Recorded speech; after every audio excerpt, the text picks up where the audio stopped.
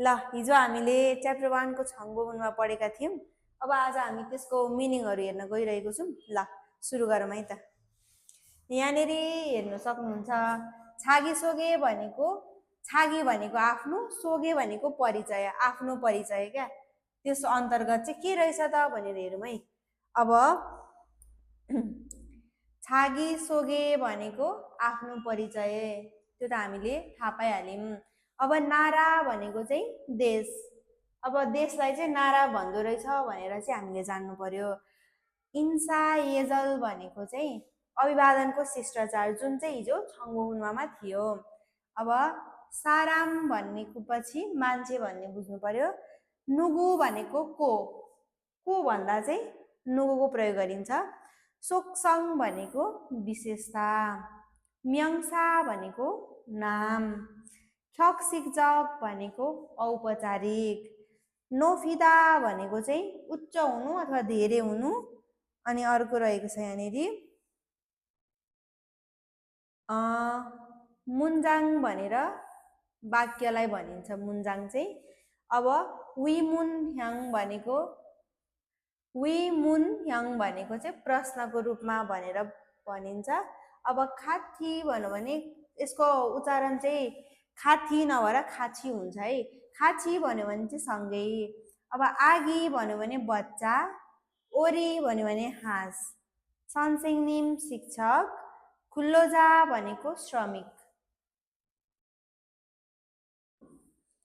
अब यहाँ सोबाङवन भनेको छ, यहाँ अग्नि नियन्त्रक व्यक्तिलाई चाहिँ सोबाङवन भन्छ है त।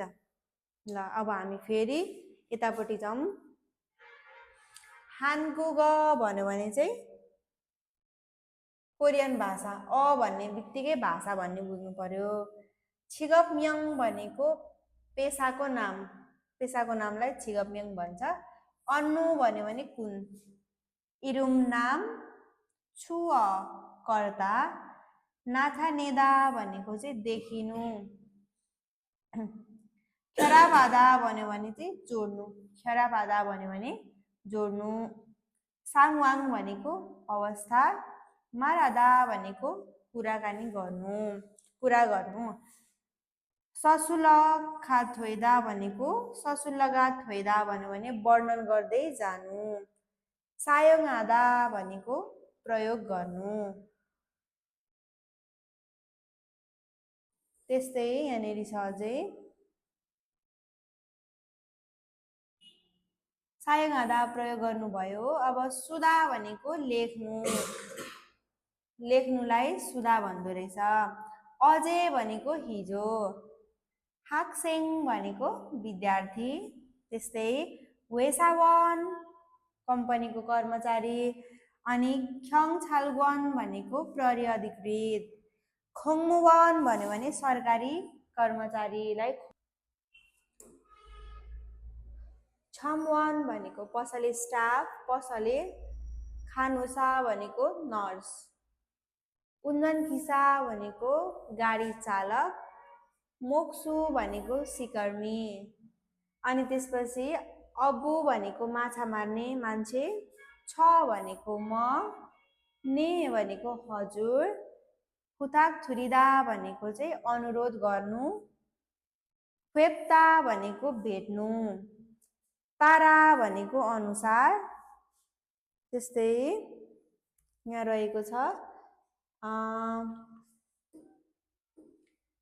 थारुदा भनेको फरक हुनु, नाई भनेको उमेर, छिवी भनेको पद, सोइदा भनेको झुकाउनु, निहुराउनु, खुबिदा भनेको पनि झुकाउनु, छोनग्याङुल नाथानेदा भनेको सम्मान देखिनु अथवा सम्मान व्यक्त गर्नु, हानफ्यन अर्कोतर्फ, छिनान घनिष्ठ, खाबियप्ता हलुकाउनु, होन्दोल्दा हल्लाउनु। त्यस्तै यहाँनिर अझै छ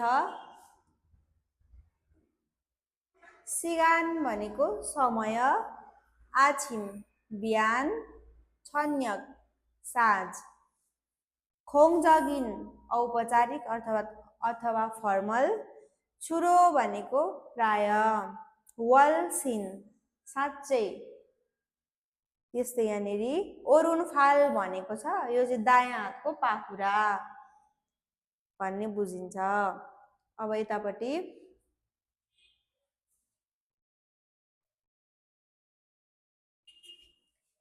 वेसा डक्टर, यौरिसा कुक गर्ने मान्छे, खिसुल्जा टेक्निसियन प्राविधिक, नोङ्बु कृषक।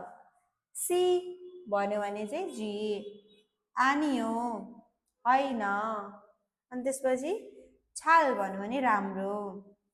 छौम भनेको पहिलो पटक अथवा पहिलोचोटि, साङ्दे दोस्रो पक्ष, फाङ्सिक तरिका, छासिनबोदा भन्यो भने आफू भन्दा।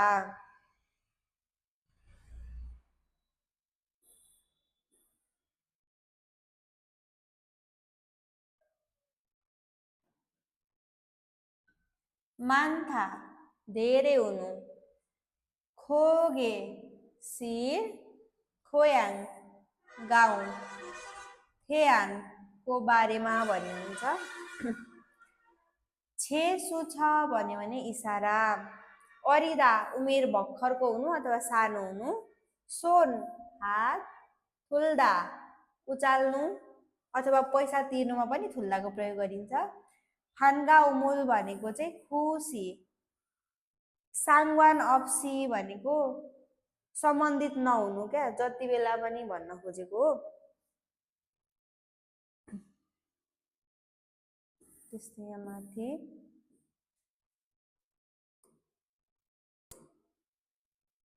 छमसिम दिउँसो, अन्जेदुन्जी जहिले पनि, साङवाङ अवस्था, आक्सुरुल हादा भनेको हात मिलाउनु, वेनसोन भनेको देब्रे हात, ओरुन्सोन भन्यो भने दायाँ हात।